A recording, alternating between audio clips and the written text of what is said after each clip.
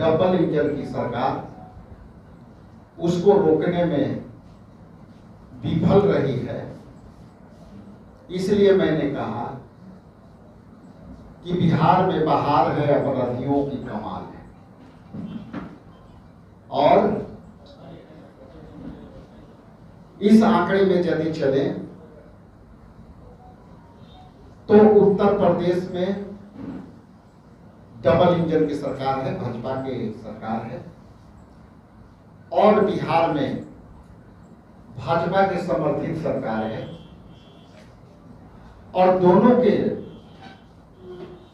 यदि आपराधिक रिकॉर्ड देखेंगे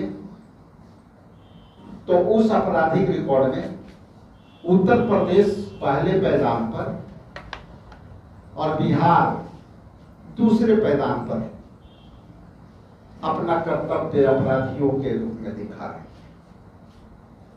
ये अलग बात है कि सरकार ध्यान भटकाने के लिए जनता के किए गए वादों को विफलता से छुपाने के लिए ये बुलडोजर चलाती है निर्दोष लोगों पर, ध्यान भटकाने के लिए कि अपराधी के आंकड़ा कहीं बाहर ना आ जाए। इसी के आंकड़े में मैं खास करके आपसे बिहार के संदर्भ में कहना चाहता हूं कि बिहार में 553 आपराधिक घटना हुई, जिसमें 8 हत्याएं, 33 अपहरण, 136 जघन्य अपराध रोज हो रहे हैं। और यदि बिहार के करंट अफेयर हम लोग पढ़ा करते थे, जब यूपीएससी की परीक्षा देते थे यूपीएससी, तो हम लोग करंट अफेयर पढ़ते थे। तो करंट अफेयर को यदि देखें तो आपराधिक आंकड़ा का बिहार में जिस तरह से इजाफा हुआ है, आपसे छुपा हुआ नहीं है और ना आपसे बिना नॉलेज वाली बात कर रहे हैं। 16 अप्रैल को बक्सर के मुफस्सिल थाना क्षेत्र अंतर्गत पीसी कॉलोनी के पास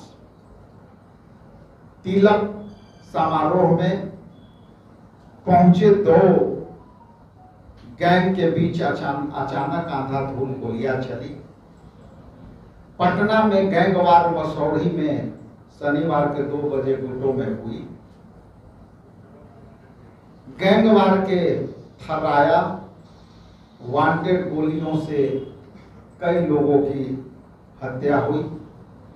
पटना में पुनः गैंगवार हुआ और अन्य अपराधी उसमें शामिल रहे, पुलिस रोकने में सफल नहीं हुई। और पटना के रामलखन पथ में मंगलवार को भी अपराधियों ने जघन्य अपराध किया। ऐसी ही कई घटनाएं बिहार में रोज घट रही। आप एक बात जो अभी बहुत कम आया कि यहाँ सीतामढ़ी बाबा साहेब भीमराव अंबेडकर जी के जयंती मनाने के मुद्दे पर एक दलित परिवार का बच्चा का गोली मार करके हत्या कर दी गई। वहां सरकार का और वहां के स्थानीय पुलिस प्रशासन ने अब तक कुछ कार्रवाई नहीं की। तो आपके यहाँ बुलाने का मतलब, आपके माध्यम से मैं स्पष्ट कर देना चाहता हूं कि सरकार अपनी कर्तव्य को दिखाए और अपराधियों पर तत्काल अंकुश लगाए। और इस अंकुश यदि नहीं लगती है तो बिहार प्रदेश कांग्रेस कमेटी के तमाम कार्यकर्ता, तमाम नेता इसको